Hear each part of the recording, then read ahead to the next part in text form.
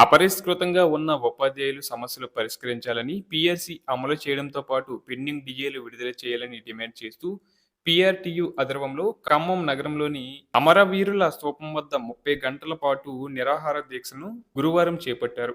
దీక్షా శిబిరాన్ని పీఆర్టీయూ రాష్ట్ర అధ్యక్షులు పొలగం దామోదర్ రెడ్డి, ప్రధాన కార్యదర్శి సుంకర భీక్షంగౌడ్ ప్రారంభించారు.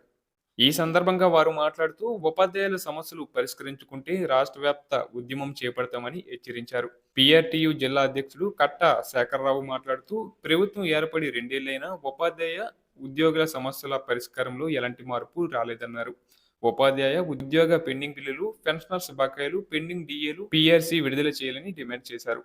వందలాది మంది ఉపాధ్యాయులు ఉద్యోగ విరమణ పొంది ఏడాది దాటినా పెన్షనరీ బెనిఫిట్స్ చెల్లించకపోవడం శోచనీయమన్నారు.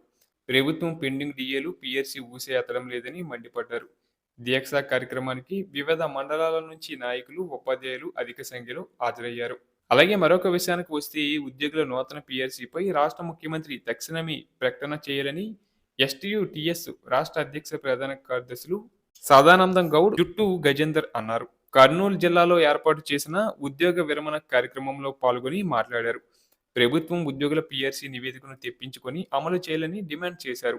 ఎన్నికల్లో కాంగ్రెస్ ఇచ్చిన హామీలను నిలబెట్టుకోవాలని జాయింట్ స్టాఫ్ కౌన్సిల్ మీటింగ్ను ఏర్పాటు చేసి ఉద్యోగ, ఉపాధ్యాయులు, పెన్షనర్ల పెండింగ్ సమస్యలను పరిష్కరించాలన్నారు. ఈహెచ్ఎస్ పథకాన్ని అమలు చేయాలన్నారు.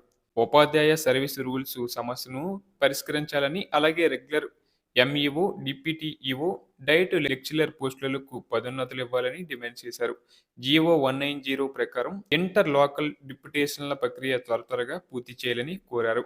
ఇందులో పాఠశాల విద్యాశాఖ హేతుబద్ధీకరణ పేరుతో ఖాళీ పోస్టులకు ఆంక్షలు విధించడం సరికాదన్నారు. పెండింగ్ బిల్లుల క్లియరెన్స్లో ప్రభుత్వం పారదర్శకంగా వ్యవహరించాలని కోరారు. ఇన్ సర్వీస్ ఉపాధ్యాయులకు స్టేట్ నుంచి మినహాయింపు ఇవ్వాలని, దానికి అవసరమైన విద్యా హక్కు చట్టం సవరణ చేయాలని డిమాండ్ చేశారు. రంగాపురం ఉన్నత పాఠశాలలో ఇంగ్లీషు ఉపాధ్యాయుడిగా పనిచేస్తూ ఉద్యోగ విరమణ చేసిన బొగ్గు సుదర్శన్ గారిని ఘనంగా సన్మానించారు.